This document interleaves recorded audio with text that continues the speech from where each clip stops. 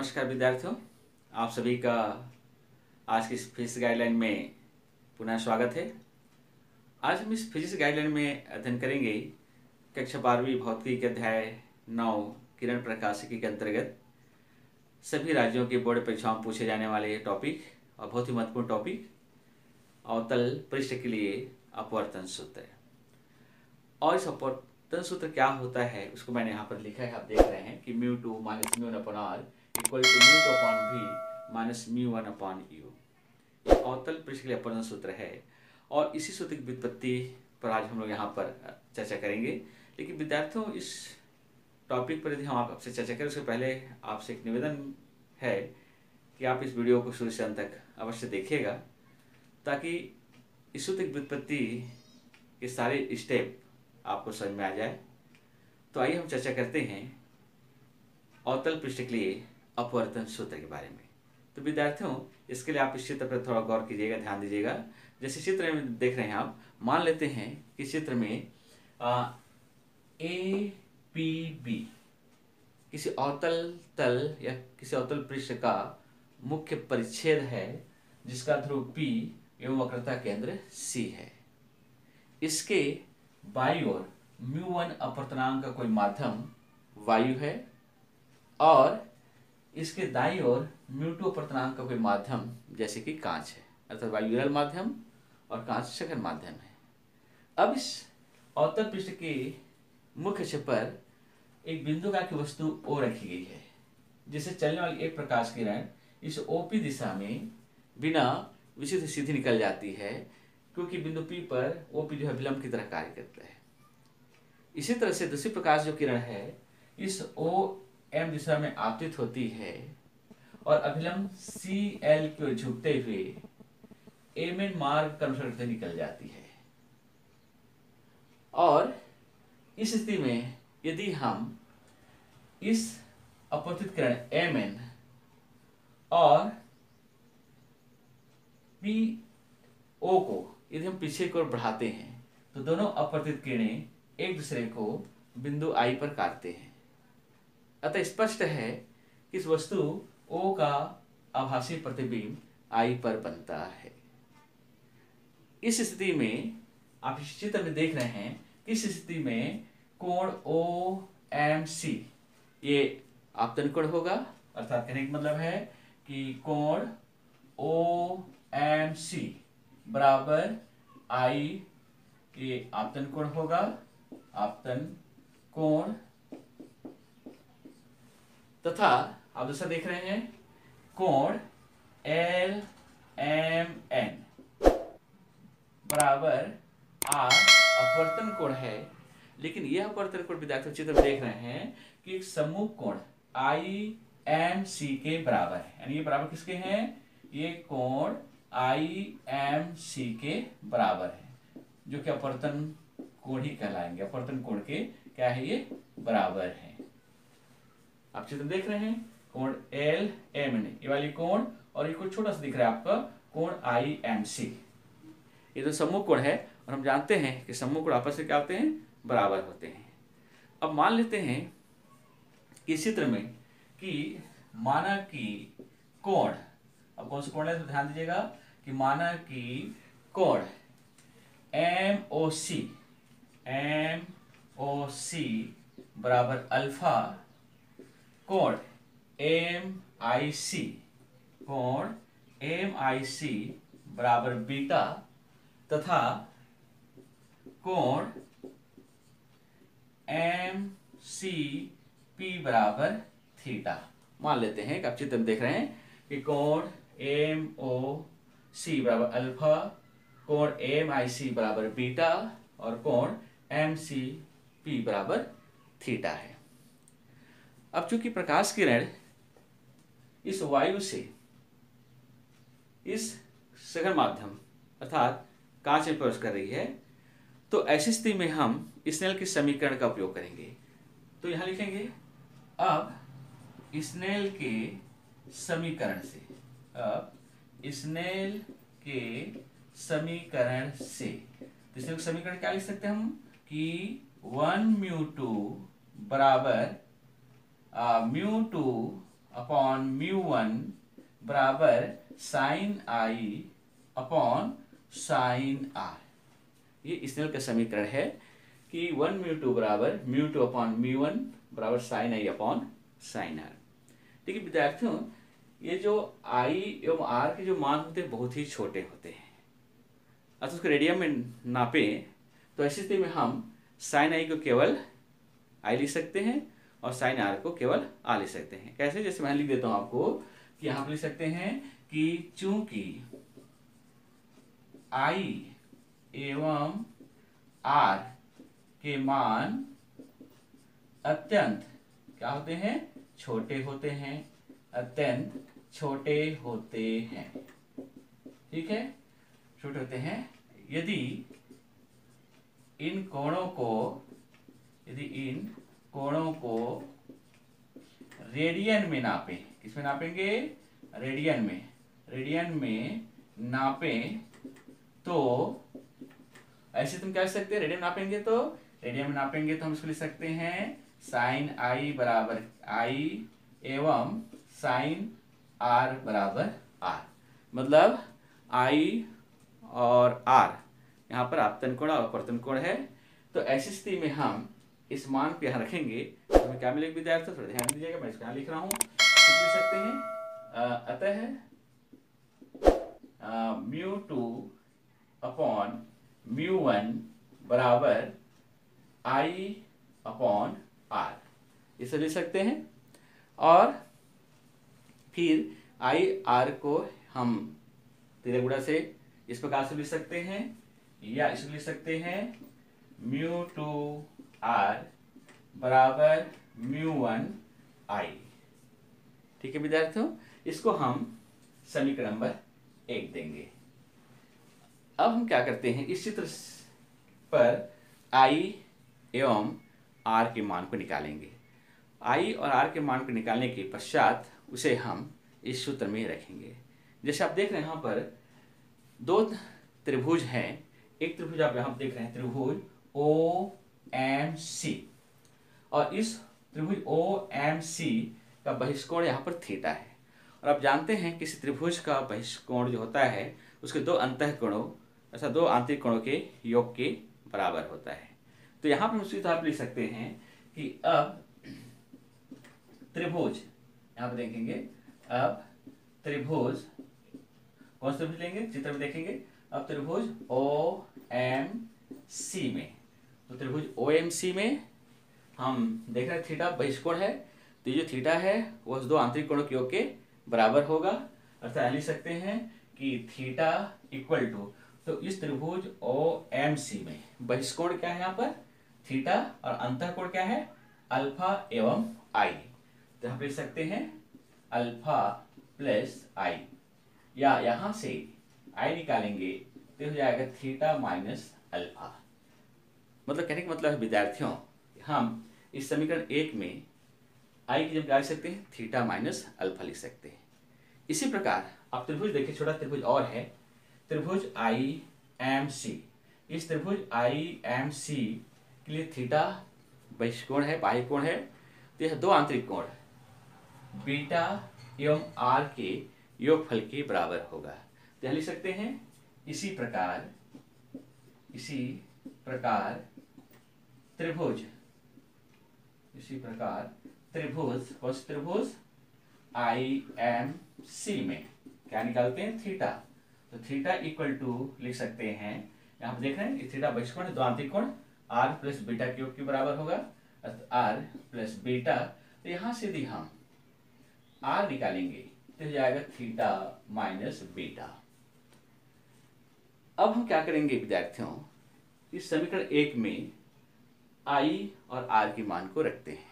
तो लिखेंगे, अब बिल्कुल आप, मैं इसको इसमें लिख रहा हूँ, आप इसको देख कर बिल्कुल नोट से बना सकते हैं, बस ध्यान देकर आप इस वीडियो को शुरू तक देखिएगा। अब समीकरण 1 में आई एवं आर के मान को रखने पर क्या रखेंगे? यहाँ पर रखते हैं। तो जब आई और आर के मान को रखेंगे तो हमको क्या मिलेगा विद्यार्थी? ध्यान दीजिएगा, म्यू टू आर, आर यहाँ पर अपने पास थीटा माइनस बीटा, तो लिखेंगे mu two theta minus beta बराबर म्यू वन आई, आई की जगह हम क्या लिखेंगे थीटा माइनस अल्फा। क्लियर है विद्यार्थियों? अब हम क्या करते हैं, इसको देखते हैं समीकरण नंबर 2।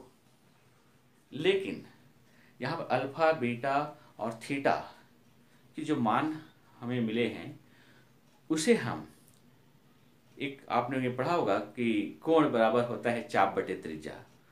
कोण बराबर चाप बटे त्रिज्या के सूत्र से निकाल करके हम बीटा अल्फा बीटा का मान निकालेंगे और इस समीकरण 2 में रखेंगे।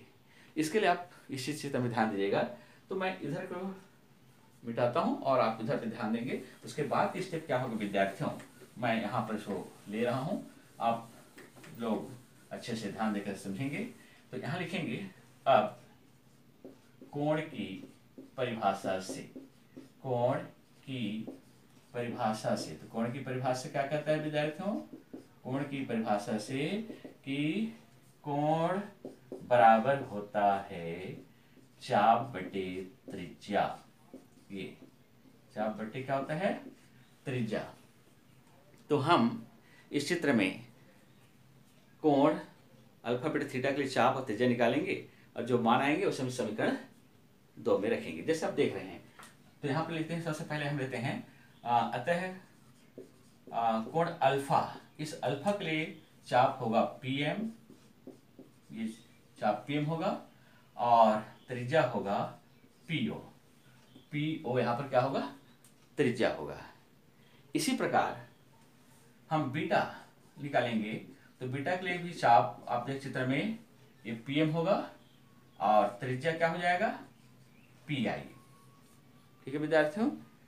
इसी प्रकार, ठीक है, इसी प्रकार हम, इसी प्रकार थीटा निकाल दीजिए। कोण थीटा बराबर चाप बटे त्रिज्या से चाप यहां पर होगा पीएम और त्रिज्या हो जाएगा पीसी।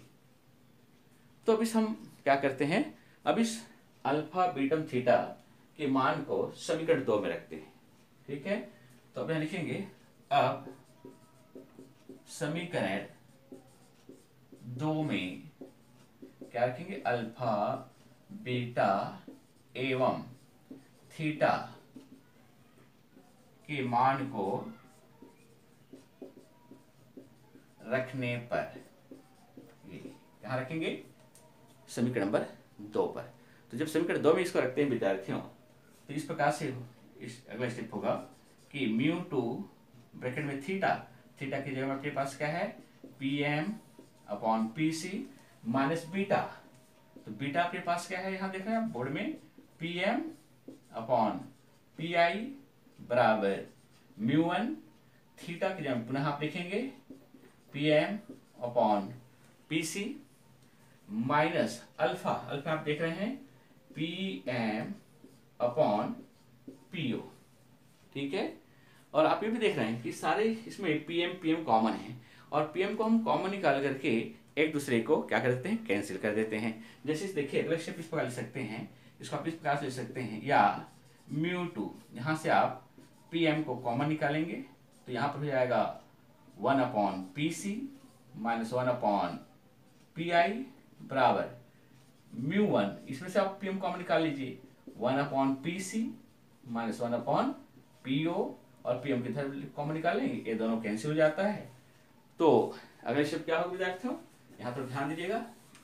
तो अगला स्टेप जो होगा, जो बचता है उसका लिखेंगे हम, इसको इस प्रकार से लिख सकते हैं कि म्यू टू ब्रैकेट में 1 upon P C minus 1 upon P I बराबर म्यू वन ब्रैकेट में 1 upon P C minus 1 upon PO, इस तरह से।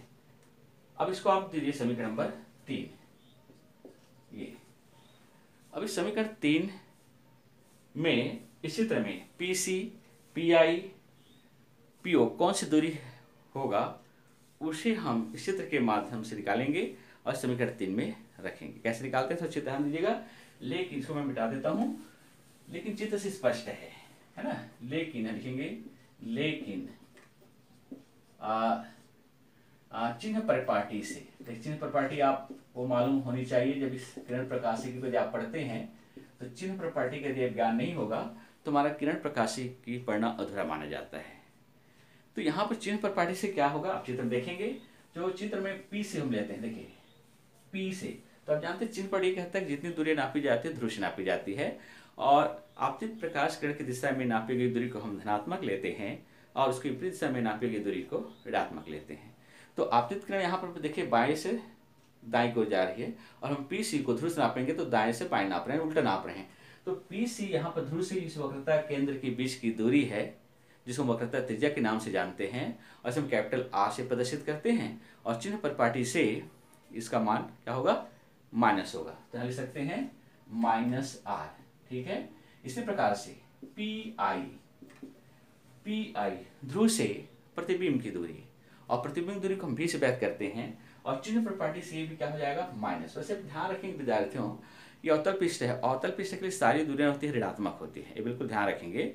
और उत्तर में क्या होता है कि वस्तु की ऋणात्मक होती है, बाकी सभी दूरी में धनात्मक होती है। तो इसी प्रकार से हम लिख सकते हैं तथा PO बराबर PO, देखिए PO वो वस्तु है, यानी ध्रुव से वस्तु की दूरी, और वस्तु की दूरी को हम किससे व्यक्त करते हैं, U से, तो ये भी जाएगा -U, इस तरह से। अब इन मानों को हम क्या रख देंगे, समीकरण 3 में रख देते हैं। तो लिखेंगे अब समीकरण 3 में PC, PI एवं PO के मान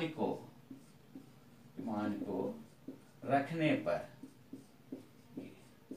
ठीक है, मान को रखेंगे तो क्या मिलेगा अपने को, मान रखेंगे तो μ2 ब्रैकेट में PC 1/-R -1/PI जब रखेंगे -V बराबर μ1 1/PC एंड -R -1/-U, इसे रख सकते हैं। और आप देख रहे हैं कि माइनस माइनस प्लस, यानी कि विद्यार्थियों हम इसको इस प्रकार से लिख सकते हैं, या μ2 -1/R + 1/V बराबर μ1 -1/R और माइनस प्लस 1/U, इसे लिखा जा सकता है विद्यार्थियों। अब आप क्या करिए, इस μ2 को इससे मल्टीप्लाई करेंगे, μ1 को इससे मल्टीप्लाई करते हैं। तो जो अगला स्टेप आता है मैं उसे यहाँ ले रहा हूँ, यहाँ से आप उसको नोट करेंगे विद्यार्थियों, बहुत सरल, थोड़ा सा ध्यान देंगे तो सारे स्टेप आपको बहुत आसानी से समझ में आएगा। आवश्यकता केवल आपको ध्यान से देखने की है, ठीक है।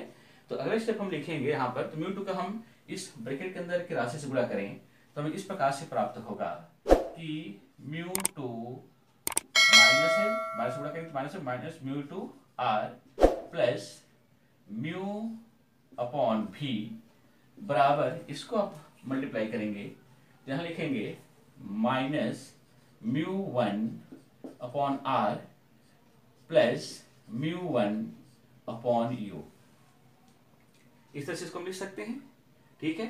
थोड़ा से यहाँ पर मिस्टेक हुआ है विद्यार्थियों, थोड़ा से थोड़ा ध्यान देंगे, यहाँ पर ये मिस्टेक हुआ है, एक्चुअली में इसको हमको μ2/R लिखना था, थोड़ा सा ध्यान दीजिएगा, सुधार लेंगे आप लोग। अब क्या है, इसमें हम क्या करते हैं, जो R वाली जो राशि है उसको एक तरफ ले आते हैं, यानी इस माइनस μ1/R को हम इधर पक्षांतर कर देते हैं, तो माइनस μ1/R इधर आकर के प्लस हो जाएगा। कैसे, ध्यान देंगे, इसको मैं ऐसे लिख सकते हैं, किस तरह लिखेंगे तो ध्यान देंगे, माइनस इधर प्लस हो जाएगा, तो μ1/R माइनस μ2/R बराबर, यहाँ ये बचा है μ1/U, ये प्लस उधर जाकर के क्या हो जाएगा विद्यार्थियों, ये उधर प्लस उधर जाकर के माइनस, अर्थात इसको लिख सकते हैं, यहाँ पर आप देख रहे हैं तो ये भी सुधार लेंगे, ये हो जाएगा μ2/V, इस तरह से, ठीक है। अब यहाँ पर देखिए, इसी को हम थोड़ा इस प्रकार से भी हम लिख सकते हैं विद्यार्थियों, थोड़ा सा चेंज करें तो इसको ऐसा लिखा जा सकता है, या μ2 माइनस μ1 -R लिख दें, यानी मतलब इस माइनस कॉमन निकाल दें, यानी कि मैं इसको और आपको क्लियर ऐसे कर दूं ताकि आपको स्टेप समझने में कठिनाई ना हो। इसमें से भी मैं माइनस को कॉमन निकालूं, ठीक है, तो ऐसे लिख सकता हूं, मैं माइनस कॉमन निकालूंगा तो यहाँ पर हो जाएगा, ये माइनस कॉमन निकाल, ये μ2/R और ये म्यू वन अपॉन आर यहाँ पर माइनस हो जाएगा, म्यू वन अपॉन आर। और इसको हम लिख सकते हैं, इस जो मिला है इसको यदि हम इधर से कॉमन निकालेंगे माइनस में, तो इसको हम लिख सकते हैं माइनस म्यू टू अपॉन भी, और ये हो जाएगा minus mu one upon you. इस तरह लिख सकते हैं। ये माइनस और माइनस कैसे करेंगे, तो हमें प्राप्त हो जाएगा mu two minus mu one, LCM निकालते हुए आर इक्वल टू यहाँ बचता है म्यू टू अपॉन भी minus mu one upon you. और यही विद्यार्थियों किसी अवतल तल के लिए अपवर्तन सूत्र है जिसे हम यहाँ पर प्रदर्शित किए हैं।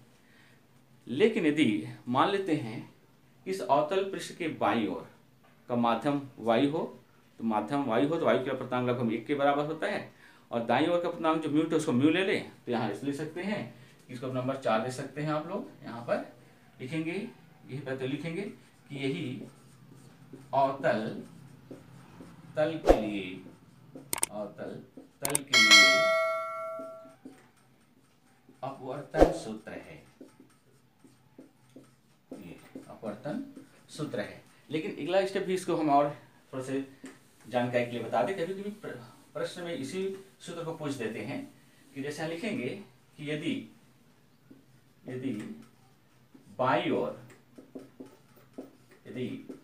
ओर का माध्यम, यदि बाईं ओर का माध्यम वायु हो तो म्यू वन बराबर 1, तथा दाईं ओर का माध्यम कांच हो तो हम म्यू टू को म्यू ले सकते हैं। ठीक है, तो इस स्थिति में इस समीकरण 4 से, अतः समीकरण 4 से, समीकरण 4 में आप इस मान को रखते हैं, यानी म्यू की जगह में आप म्यू रखेंगे, म्यू की जगह 1 रखेंगे, तो समीकरण क्या हो जाएगा, ये समीकरण मिल जाएगा आपको mu one minus 1 upon R equal to mu upon भी माइनस 1 अपॉन यू। तो ये अवतल तल के लिए भी अपवर्तन सूत्र है जिसको हम समीकरण नंबर 5 दे सकते हैं। तो विद्यार्थियों कभी कभी ये प्रश्न समीकरण 4 तक भी पूछे जाते हैं या समीकरण 5 तक, किसी से कीजिए किसी अवतल तल के लिए या किसी गोलीय तल के लिए अपवर्तन सूत्र या समीकरण 4 को शो किया जाएगा या समीकरण 5 को प्रदर्शित किया जाएगा। इस तरह से प्रश्न पूछे जाते हैं। तो विद्यार्थियों थोड़ा सा टॉपिक लंबा है, इसलिए आप इस वीडियो को बहुत अच्छे से ध्यान से देखेंगे, शुरू से अंत तक अवश्य देखेंगे, तो आपको ये सूत्र की व्युत्पत्ति आपको समझ में आ जाएगा। तो विद्यार्थियों यदि आपकी वीडियो अच्छा लगता है तो इसे आप अपने लाइक कीजिएगा और अपने दोस्तों को शेयर भी कीजिएगा ताकि इस वीडियो का लाभ उन्हें मिल सके। और हम एक नए वीडियो के साथ इस फिजिक्स गाइडलाइन पर हम पुनः उपस्थित होंगे। तब तक के लिए आप सभी को नमस्कार, धन्यवाद, जय भारत, जय हिंद।